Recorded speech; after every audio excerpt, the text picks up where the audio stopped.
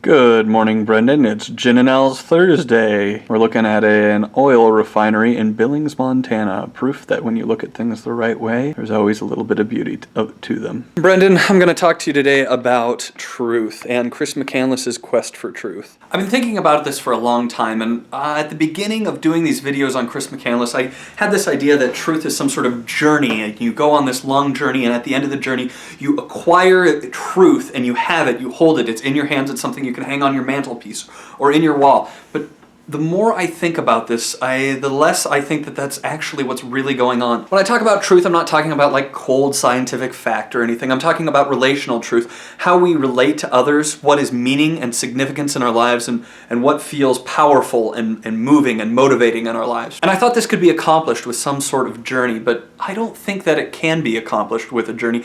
What I've given a lot of thought to is that truth isn't something that you acquire, that you hold on to, and that you hang it on the wall. Truth instead is something that's more like a garden. Let me describe a little bit. See, Chris McCandless went out into the world to find this object that he could take with him and bring it with him and carry it and show it to others and share it with others. But I think this goes fundamentally against the whole idea. We don't need to so much go out into the world to find truth as much as we need to create the conditions in our own lives where we are receptive to truth. And sometimes journeys help for that, but they don't always help for that. There's a lot of times in our lives, Brendan, where we go out and we try to discover something, and in trying to discover something, we become so narrowed and blinkered that we can't actually find what it is that we're looking for. I think that's why truth isn't really a journey. At the end of the day, focusing on one narrow topic isn't going to allow us to find what it is that we're actually looking for. Now, I talk about this idea of cultivating the conditions in our lives in order to discover what meaning and significance is. And it isn't easy. It isn't just something that you can just do, but I think there's some things that we can do to make that process easier. I want to stress that the garden is a very good analogy for this. It isn't a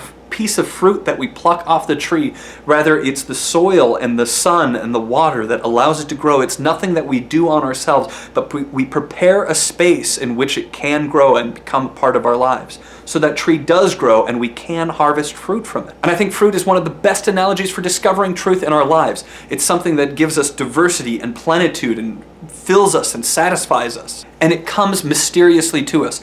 And there's no doubt that there are scientific processes that bring us fruit. But what I'm saying is that no matter what you do, you can't force a piece of fruit to grow. You can't make it happen. You have to create the conditions in which it can happen and let it happen. And this is a powerful idea for truth in our lives. Chris McCandless went on a hunt to discover what truth is and to find what it is. In doing so, he created the conditions that by the end of his life, he was able to be receptive to it. He could learn and grow. He wasn't so focused on what he believed that he blotted out all else. But it wasn't the journey that did this. It was the conditions that his journey created in himself so that he could be open and receiving to what the truth is. I've been saying it since the beginning. Truth is relational. It's our relationship with nature and with others and with the animals and with the earth and with buildings and corporations and people that define what it is to have significance and meaning and impact in our lives. And I think this is the enduring impact of Chris McCandless's story. That in seeking truth, he strove so hard to discover what was real, had meaning, had essence, that he was able to cultivate it in himself towards the end, discover real truth. Brendan, you need a writing challenge. I want you to write a short story.